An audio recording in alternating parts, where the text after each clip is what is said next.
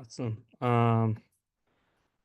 Awesome. Well, I want to get started with, I'm a huge fan, first off. I just wanted to joke around a little bit. But so when you started Den of Thieves, that was your third film I think you've ever done, and now it's been about 7 years since the first one. So how would you say that you've kind of evolved as an actor leading into this film that kind of better prepared you for who Donnie is in this film? Um, well, in the first one, Donnie's supposed to be so under the radar. He's supposed to be just a guy who's trying to get in and get out without anybody, without making waves or anything like that. And I really feel that embodied who I was that early in my career. There's already such an ideology of who you are and who you're going to be when you're second generation, or just you have a famous parent that they can go off of, that they kind of feel like you're going to come to set with this level of entitlement or make these demands like you're already here, and it's just not how I was raised. So early in my career, I me and my late Uncle Star, we would call it another A on the report card. Get in, do your job, respectful to everybody, just not make any waves and not give them any ammunition against you. And I really feel like that was Donnie. And to do the movie 6, 7 years later, I've gotten a lot more projects under my belt, and I got more of an understanding of what is and isn't supposed to happen on a movie set, how you should want to be treated. I still take the time to speak to everybody on crew. Always be nice to crew. All right. Like, Hmm. always do. Like, I'm in movies, they make the movie. So, like, you have to be respectful to crew. But I think in the time in between films, I got a new amount of respect for myself. And so from there, it allows you to grow not only as a person, but as a performer. And that's what Donnie shows in the second one, that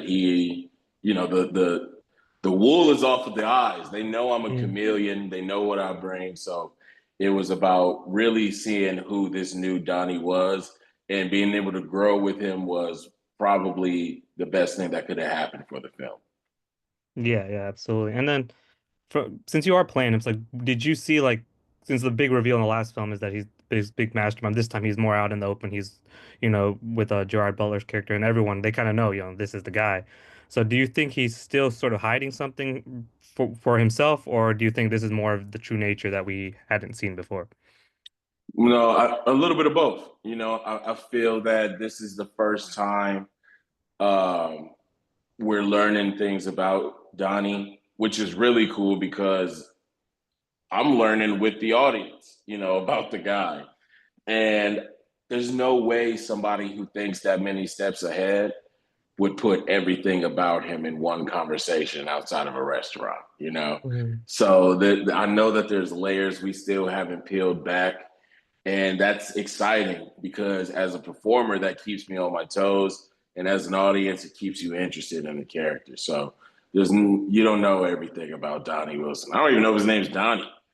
Yeah. So you're working with Gerard Butler again. So what's it like? Because last time you kind of, more adversarial, and then this time you are working very close with him. You have a lot of great scenes together where you guys get to, build on-screen chemistry and I'm sure off-screen chemistry. So what's that kind of process like?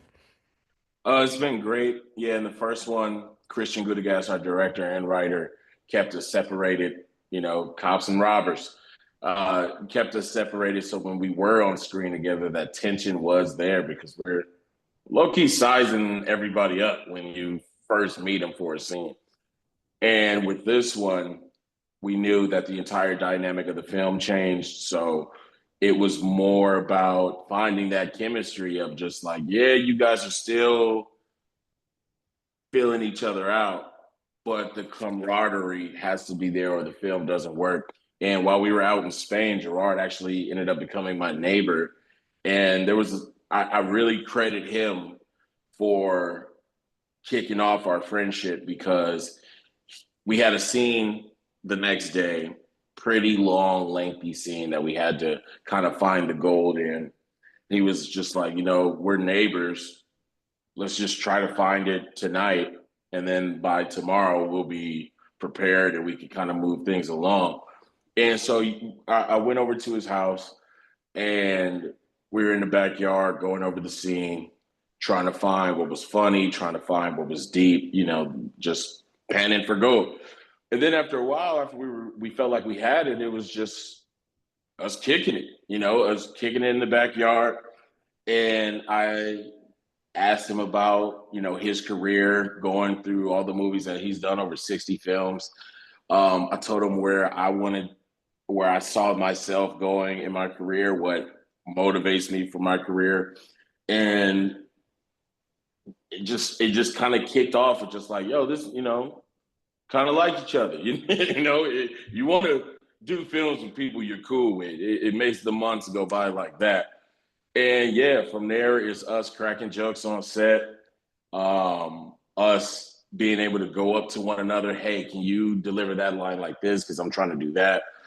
And yeah, it built a bond between he and I that is going to go well past Den of Thieves in the series. Yeah, no, you guys are awesome together. And then this time you also get to be a little more involved with the action because last time I think you're one of the guys that you're the getaway driver, and so this time you're working with guns. You're doing high stakes driving. You're doing heists. You're breaking into places. So it's like what kind of preparation mental and physical that you had to go through to get to this place to do what we see in the film. Well, in the first one, they gave me all the weapons training and everything anyway, even though I don't even shoot a gun in that movie. Hmm. So it's just so and on top of that, when I did Godzilla, I trained with uh, Green Berets. Shout out Colonel Hans Bush. But so I had a little bit, but then you get on a set like Den of Thieves 2, and there's UFC fighters everywhere, and all this. So the training was probably a good month before we started even filming. And then from there, it was just like technical things like rappelling down a rope, having to climb up a rope, uh, getting kicked in the middle of the ocean. That wasn't fun at all. And then luckily, I've driven a Porsche before, so I kind of knew how to handle the car. But yeah, it was just those things to just make sure that we were safe and everything that we were doing, we felt confident in. But if anybody knows anything about me, I will not do a stunt I do not feel confident in, bro. That is how you end up on the news, and I refuse to do that. Yeah, yeah, I mean that's fair. And then so I know just reading about you, I know family is very important to you. So it's like when Yeah. you're shooting in these foreign locations, I think you're in the UK for a lot of this and then the Canary Islands if I'm not mistaken. So it's like how do you kind of keep connected to home? Are you like um do you like consult with your dad about because he's done so many action films as well. It's like are you consulting with him? Or are you kind of trying to now that you have so much experience, are you able to just do it on your own? No, I mean, it's definitely a little bit of both. Only the times I really consult with my dad is when if I have, and not just speaking on Den of Thieves 2, but just any film, if I have a situation where I have to either confront someone about a problem I have, or I need to figure out how to handle something in a diplomatic way, I'll talk to my dad on like get his advice of just like, all right, who do I speak to about this? Do I go straight to the AD when I'm like on the day on set? Is it something I call the director ahead of time to talk to him about? Just like those little things like that. And as far as, you know, being away from family is really one of the hardest things that I got to deal with because I have a 7-year old. There's a Mhm. lot of things that I've missed because I've been filming. I missed first day of school. I've had to miss Christmas. I was filming in Virginia during the COVID.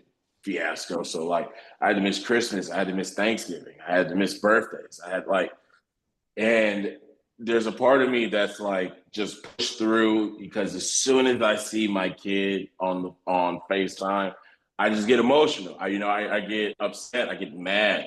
And so like there's a part of me that's just like, let's just push through and then just get home. But you have to have those quality time moments. And I got the greatest daughter in the world, dude. She's Hmm. such a good kid. And when she went to go see Wicked, she saw the poster for Den of Thieves 2 and they said she lost her mind. So like that's what I do everything for. And I just have to remind myself that I just gotta wait a couple of years and I can bring her with me anywhere I go. Yeah, yeah, that's gonna be so awesome. And then I know Den of Thieves, Den of Thieves 3 has been announced, and I think Christian mentioned Africa as a possible shooting location. What have those conversations been like? Are you Oh, gonna it's do like a? so far. I know. Have you Sorry. heard anything on that film? He's so exotic. Oh my God. I was like, oh, maybe New York. No, he wants to go to Africa. What a monster. No, I got to talk to him. I got to call him. Yeah, we're still writing, obviously.